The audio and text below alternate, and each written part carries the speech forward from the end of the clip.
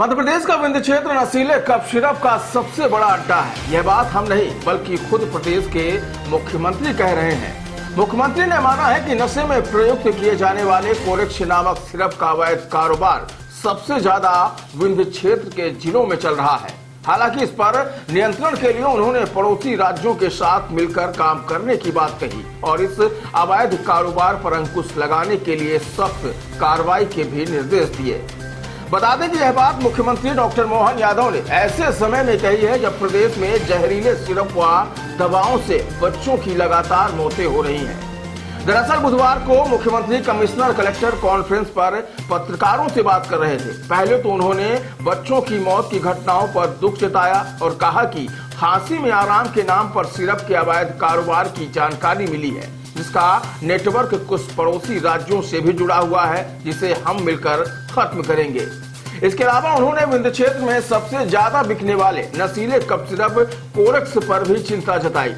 Conference के दौरान मौजूद एसपी ने सीएम को बताया कि डॉक्टरों की सलाह के विरुद्ध कोरेक्स की अवैध खरीदी बिक्री की जा रही है और विंध्य के कई जिले इसकी चपेट में हैं। हालांकि इसका मध्य प्रदेश से जुड़े यूपी के शहरों में स्टॉक किया जाता है, जहां से यह चोरी छिपे बेचा जा रहा है।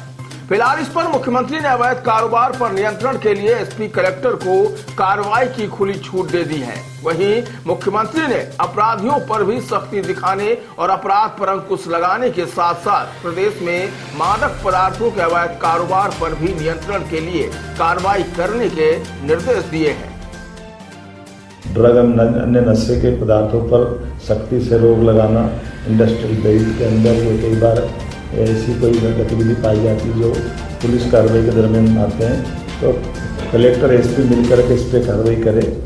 एक जिस प्रकार से ये जो सिरप की बात आती है, एक कोरेक्स सिरप की भी बात विंध्याचल के क्षेत्र में आती है, उसको भी कंट्रोल किया जाए और इसके बारे में यूपी और मध्य प्रदेश ने इसमें सख्ती की है। तो पड़ोसी राज्य और दोनों राज्य मिलकर के भी मैंने सीएस और डीजी को बोला है कि वो आपस में मिलकर के इस प्रकार की कार्रवाई पे अपनी सख्ती दिखाए। इसी प्रकार से मादक पदार्थों में भी नज़दीक के राज्यों के साथ तालमेल करते हुए हमारी ठोस कार्रवाई चलती जाए, ताकि जिलों के अंदर भी और जिलों के बाकी व्यवस्था में भी दोनों तीनों राज्यों के साथ सीमावर्ती राज्यों से तालमेल हमारा हो पाए। आदतन अपराधियों की जमानतें निरस्त करा करके ऐसे जो अपराधी जो बार बार अपराध करते हैं, तो हाईकोर्ट और जिला न्यायालयों के माध्यम से उनकी जमानतें निरस्त कराने के संबंध में कार्रवाई करें। कई सारे आंकड़े दिए भी गए हैं, लेकिन अभी हमने कहा इसमें और सख्ती बढ़ाने की आवश्यकता है। साइबर अपराधों की दर्ज संख्या भी अब जैसे हम तुलनात्मक रूप से देख रहे हैं कि साइबर अपराध के खिलाफ हमने अपनी कार्रवाई तेज की है, लेकिन और ये बढ़ती जाए इस दिशा में हम लगातार काम कर रहे हैं।